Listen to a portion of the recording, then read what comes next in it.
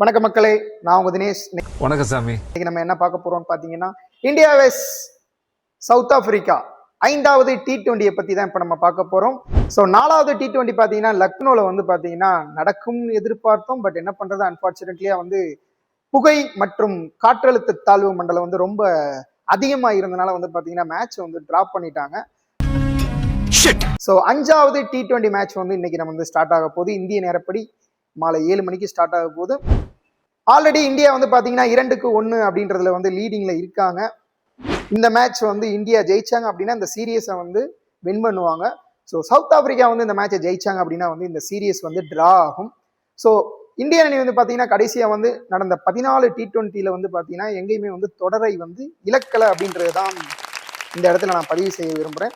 இதற்கு அடுத்தபடியா வந்து பாத்தீங்கன்னா நியூசிலாந்து அணி கூட வந்து பாத்தீங்கன்னா அடுத்து வந்து T20 மேட்ச் விளையாட போறாங்க. அதாவது பிஃபோர் T20 வேர்ல்டு கப் முன்னாடி விளையாடுற கடைசி 6 T20 போட்டி இந்திய அணி விளையாட போறாங்க. ஸோ இது மாதிரியான ஸ்கோர் அப்டேட்ஸ் தெரிஞ்சுக்க நம்ம சேனல் லைக் பண்ணுங்க, ஷேர் பண்ணுங்க. நன்றி, வணக்கம். மறக்காம சர்ப்ரைஸ் பண்ணுங்க. தேங்க்யூ.